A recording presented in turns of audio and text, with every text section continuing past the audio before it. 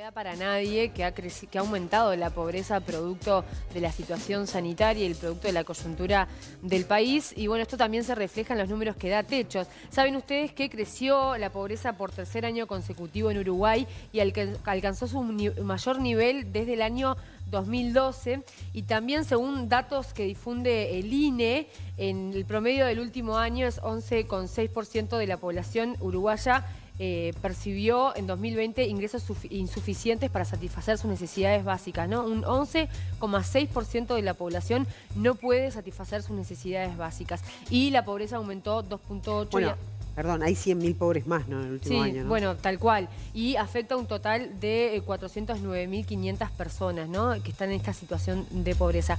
La organización Techos, que trabaja ya hace años con estos contextos vulnerables, intentando a través de la organización y referentes barriales tender mano a las familias y generar viviendas dignas para poder albergar a esas familias, realizó un relevamiento en 78 asentamientos de Montevideo a un año de iniciada la pandemia para sondear y para poder ver cuál es la situación real en estos asentamientos a través de ciertas preguntas.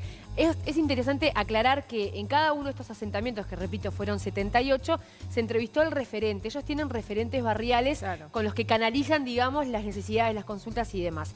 Bueno, uno de los datos de este informe realizado a estos referentes tiene que ver con la alimentación, ¿no? De estos 78 referentes consultados, 46 aseguraron que se percibe que pocas familias de los asentamientos pueden garantizar 3 comidas diarias a su núcleo familiar. Otro de los datos también importantes es que a raíz de esto, de la incapacidad de poder garantizar los alimentos, se multiplicó la ayuda comunitaria, las organizaciones civiles que se acercan a los barrios. En 26 de estos asentamientos hay activas ollas populares y en 19 hay merenderos. La gran mayoría de estos comenzaron a funcionar a raíz de la pandemia. Ya existían merenderos, ya existían ollas populares, pero la gran mayoría llegaron una vez que se inició la pandemia. Otro dato que atiende esta necesidad de las ollas populares es que en un día promedio las ollas y merenderos alcanzan a 5.641 uruguayos que se acercan allí, y el 67% de esta población son niños y adolescentes. Es un montón de gente, ¿no? Es mucha gente. Que la cifra esta no pase como... Son casi 6.000 personas que a diario se alimentan a través de las ollas populares y o merenderos. Y muchos niños. 67% son niños, como decíamos. Aparte con la importancia de la buena alimentación en los primeros años de vida, y en lo que hablábamos ayer, ¿no? El desarrollo del cerebro y de las capacidades, ¿no? La plasticidad esa que solamente la desarrollás de una determinada manera en los primeros años de vida. Y sumando a muchos niños también que se alimentan a través de las prestaciones de la educación pública, también, ¿no? que se suma a estas ayudas. Bueno, otro de los datos es que la población de los asentamientos también aumentó la cantidad de gente viviendo en asentamientos, ya que 38 de estos más de 70 referentes que se consultaron indicaron que en el último año vieron que se mudaban nuevas familias, que crecían, que se aumentaban, que las periferias de los asentamientos crecían cada vez más. La gran mayoría de las familias nuevas aseguran de su propia voz que fue a raíz de la pandemia que se instalaron en casas de familiares, que les echaron una mano y bueno, vengan acá. Saben ustedes que muchos viven en situación de hacinamiento. Sí.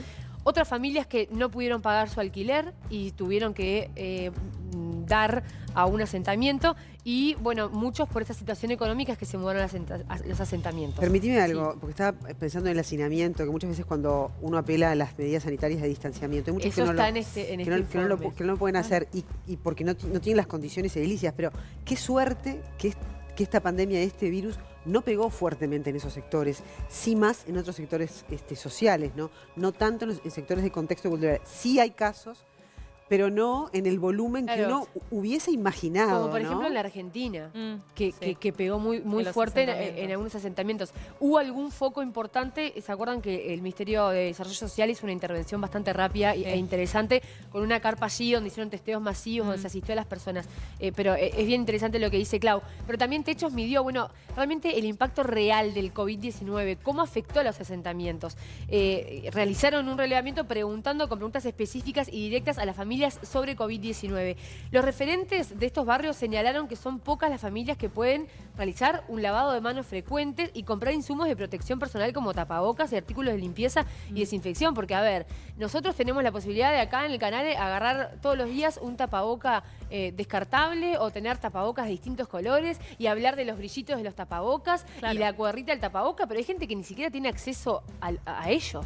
Claro. Esto, a veces no logramos salir de nuestras realidades pero esto dimensionar de verdad. Exactamente, hablamos mucho, por favor, usen tapaboca, lávense las manos, pero hay gente que no lo accede.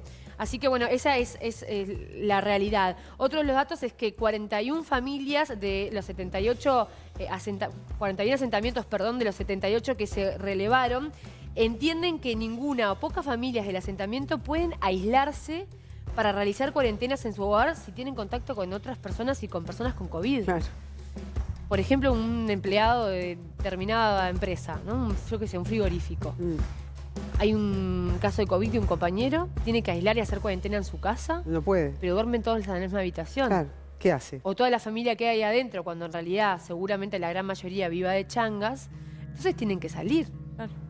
Es una realidad que a veces no se le encuentra solución. Entiendo que el MIDES está asistiendo en este sentido, que las intendencias también están asistiendo, pero bueno, es la situación de varias familias.